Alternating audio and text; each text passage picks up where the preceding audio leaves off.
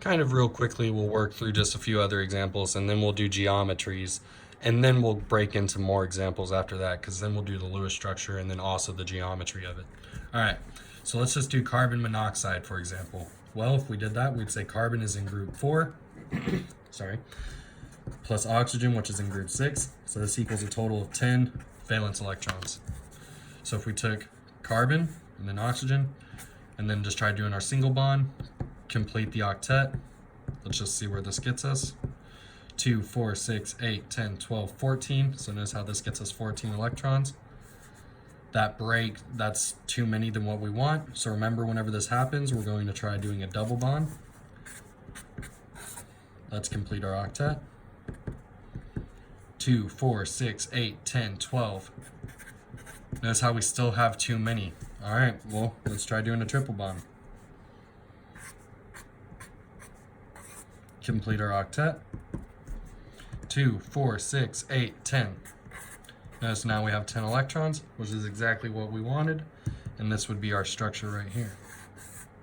If we wanted to, we could go ahead do our formal charges, because we've already seen how to do that. We know carbon is in group 4, minus its surroundings. There's 2 electrons plus 3 bonds.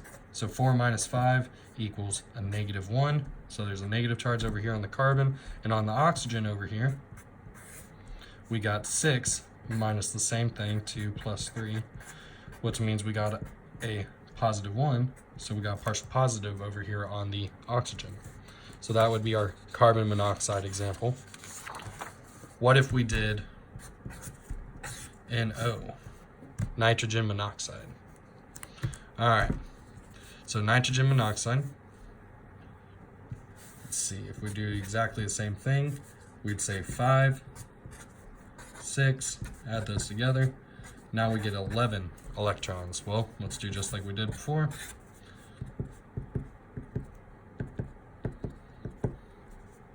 And let's see, 2, 4, 6, 8, 10, 12, 14. Too many.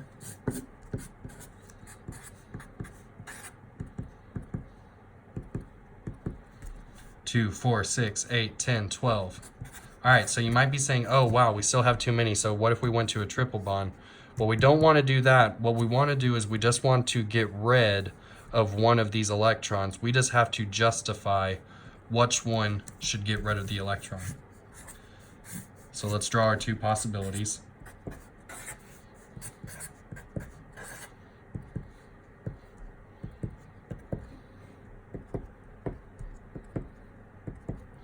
Now, real quick, I just want you to think to yourself which one you think might be the preferred structure using some things that you already know.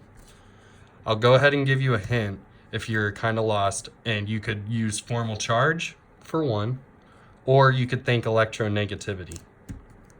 All right, so let's first think electronegativity. So if we think electronegativity, which one of these 2 atoms are more electronegative, nitrogen or oxygen? Oxygen, right?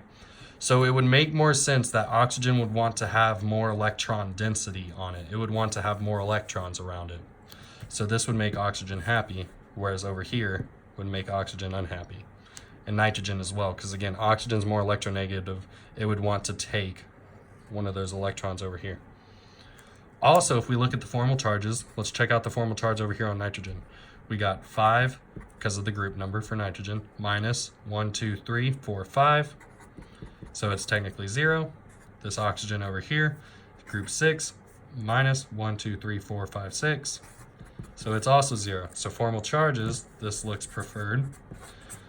Just to be safe, let's check our other one. If we check over here, nitrogen, 5 minus 1, 2, 3, 4, 5, 6 has a -1. This oxygen, it's 6 minus 5, which gives it a +1. Remember, we want to try to get those charges to 0 if we can. Well, that's what we do over here. So that means this option here is our preferred Lewis structure for this example. And this is a popular example professors like to use to try to trip people up.